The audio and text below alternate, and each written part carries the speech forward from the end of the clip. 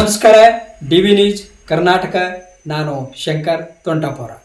Sir, ಇವಾಗ ಏನು ಘೋಷಣೆ ಮಾಡಿದ್ದಾರೆ ಅದು ಬಿಜಾಪುರ ಜಿಲ್ಲೆ ರೈತರಿಗೆ ಹೆಂಗೆ ಮೋಸ ಅನ್ಯಾಯ ಆಕೈತಂದ್ರೆ ಬೆಳಗಾವಿ ಜಿಲ್ಲೆಯಲ್ಲಿ ಮಾತ್ರ ಸೀಮಿತ ಅಂತ ಹೇಳಿದ್ರು. ಅಂದ್ರೆ ರಿಕವರಿ ಇದ್ರ ಮೇಲೆ 11.25 ಮೇಲೆ ಏನು ಸಿಗ್ತೈತಿ ಅವ್ರಿಗೆ 3,300. ಅದು ಹೆಂಗಂದ್ರೆ 2,200 ರೂಪಾಯಿ ಫ್ಯಾಕ್ಟ್ರಿ ಅವ್ರು ಕೊಡಬೇಕು. ಅದರ್ಸ್ ಮತ್ತು ಫ್ಯಾಕ್ಟ್ರಿ ಮಾಲಕರು 50, ಸರ್ಕಾರ 50 ಕೊಡ್ಬೇಕಂತೇಳಿ ಘೋಷಣೆ ಮಾಡಿದ್ರು.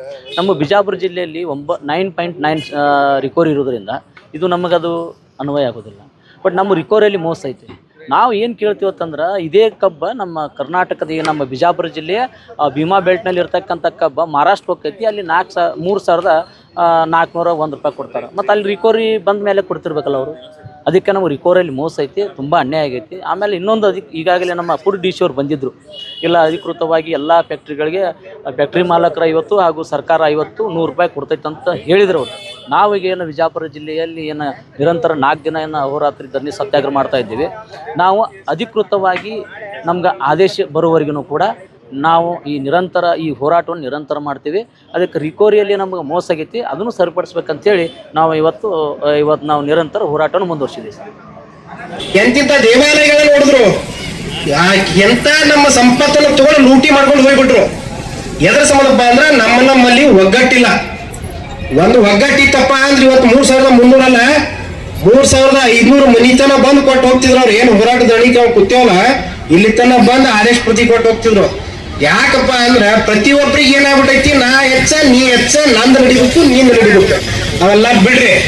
ಈಗ ನಮಗೆ ಸುಮಾರು 4 ವರ್ಷ, ಸಾವಿರಾರು ವರ್ಷಗಟ್ಟಲೆ ಪರಿಕೀಯ ಆಳ್ ಹೋದ್ರು ಅದ್ರದ್ದು ಇನ್ನ ಚಾಳಿ ಮುಂದುವರೆದೈತಿ. ಅದು ಬಿಟ್ಟು ಒಗ್ಗಟ್ಟಿರ್ಬೇಕು. ನಮ್ದು ಆ ಸಂಘಟನೆ, ನಮ್ದಲ್ಲಿ ಹೆಸರಿಲ್ಲ, ನಮ್ದು ಕರ್ದಿಲ್ಲ, ನಾವು ಬಿಟ್ಟಿಲ್ಲ. ರೈತರಪ್ಪ ಅಂದ್ರೆ ಯಾವುದೇ ಸಂಘಟನೆ ಇದ್ರು ನಾವು ರೈತರ ಮಕ್ಕಳೆಲ್ಲ, ರೈತ ಪರವಾಗಿದ್ರೇ ಸಂಘಟನೆ ಉಳಿತೈತಿ. ನೀವು ಏನ ಪ್ರತಿ ನಮಗ್ ಮುಂದೆ ಕರಿಬೇಕು. ಇವೆಲ್ಲ ಬಿಟ್ಟು ಒಗ್ಗಟ್ಲಿತ್ತು ಹೋರಾಟ ಮಾಡಿದ್ರ ಇವತ್ತಿನ ದಿನ ನಾವು ಜಯ ಸಾಧಿಸ್ಲಕ್ ಸಾಧ್ಯ ಆಗ್ತದ. ಇವತ್ತು ರೈತರಿಗೆ ಯಾರೇ ಮಾತಾಡ್ಬೇಕಪ್ಪ ಅಂದ್ರೆ ರಾಜಕಾರಣಿಗಳು ಒಂದ್ ಸ್ವಲ್ಪ ಮರ್ಯಾದೆಯಿಂದ ಮಾತಾಡ್ರಿ. ಅವ್ರಿಗೆ ಯಾಕಪ್ಪ ಅಂದ್ರೆ ನೀವು ಚುನಾವಣೆ ಹತ್ರ ಬಂದಾಗ ಎಷ್ಟು ಚಂದ ಮಾತಾಡ್ತೀರಿ. ಯಾರೇ ಇದ್ರು ಹೆಗಲ ಮೇಲೆ ಕೈ ಹಾಕಿ ಕುಂದುರಿಸಿ ಏನ್ ನೋಡ್ಬೇಕು, ಎಂತಾರಿ ನಮ್ಮವ್ರು ಹೋಗ್ಬೇಕು. ಎಲೆಕ್ಷನ್ ಆದ ನಂತರ ಮುಂದೆ ಏನ್ ಮಾಡ್ತೀರಪ್ಪ ಅಂದ್ರ ನೀವು ಮೊದ್ಲೇ ಒಳಗೊಂದು ಹೊರಗೊಂದ. ಒಳಗಂತ್ರು ಅದೇನ ತುಂಬಿಕೊಂಡಿರ್ತೀರಿ, ಹೊರಗೆ ಸುಮ್ಮನೆ ತೋರಿಸ್ತಿರ್ತೀರಿ. ಅದನ್ನ ಹಂಗ ಬೇಡ. ನೀವು ಅಧಿಕಾರ ಶಾಶ್ವತ ಅಲ್ಲ. ನೀವು ರೈತರಿಗೆ ಈಗೇನ 50 ರೂಪಾಯಿ ಸರ್ಕಾರ ಕೊಡ್ತೈತಿ, 50 ರೂಪಾಯಿ ಫ್ಯಾಕ್ಟ್ರಿ ಅವ್ರು ಕೊಡ್ತೀನಿ ಅಂತ ಹೇಳಿರ್ಲ. ಇದೇನ ನೀವೇನ ನಮಗೇನ ನಿಮ್ ಮನೆಯಲ್ಲಿ ಕೊಡಾಕತ್ತಿಲ್ಲ. ಕಬ್ಬು ಕಳಿಸ್ತಾರ, ಕಬ್ಬು ಜೊತೆ ಯಾರೇ ಹೋಗ್ತಾರನ ಯಾರು ಹೋಗಲ್ಲ. ಇಲ್ಲಿ ಹೇಗಪ್ಪ ಅಂದ್ರೆ ನೀವು ನೋಡ್ರಿ, ತೊಗರಿ ಏನು ತೂಕ ಮಾಡ್ತಾರಲ್ಲ, ರೈತ ಮುಂದೆ ತೂಕ ಹೊಡಿತಾರ.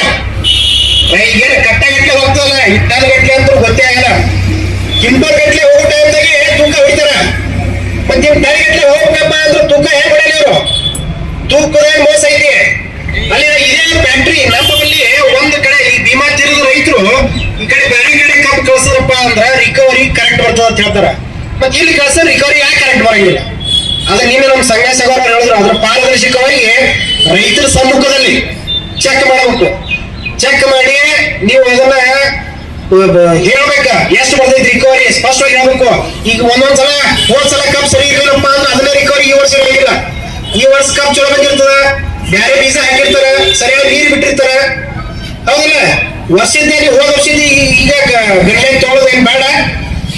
ಈ ವರ್ಷ ಕುಲಂಕುಷವಾಗಿ ರೈತ ಮುಖಂಡರ ಸಮ್ಮುಖದಲ್ಲಿ ನೀವು ರಿಕವರಿ ಎಷ್ಟು ಬರ್ತೈತಿ ನಮ್ಮ ಬಲ್ಲಿದು ಅನ್ನೋದು ಸ್ಪಷ್ಟಪಡಿಸ್ಬೇಕು. ಹಾಗೆ ಈಗ ಅತಿವೃಷ್ಟಿಯಿಂದ ಏನು ಹಾನಿ ಆಗಿರಲ್ಲ ಬೆಳೆಗಳು, ಅವಕ್ಕೆ ಶೀಘ್ರವಾಗಿ ಪರಿಹಾರ ಕೊಡ್ಬೇಕು. ಕೆಲವೊಂದು ಹೇಳ್ತಿರ್ತಾರೆ, ಅವ್ರು ಹೋರಾಟ ಮಾಡಿರ್ತಾರ, ನಾವು ಆಶ್ವಾಸನೆ ಕೊಡ್ತಿರ್ತೀವಿ ಅಂತ ಹೇಳಿ. ಹಾಗೆ ಕೊಟ್ರೆ ಈಗ ರೈತರು ಯಾರು ಕೇಳಂಗಿಲ್ಲ. ರೈತರು ಎಲ್ಲ ಶಾಣೆಗಾರ.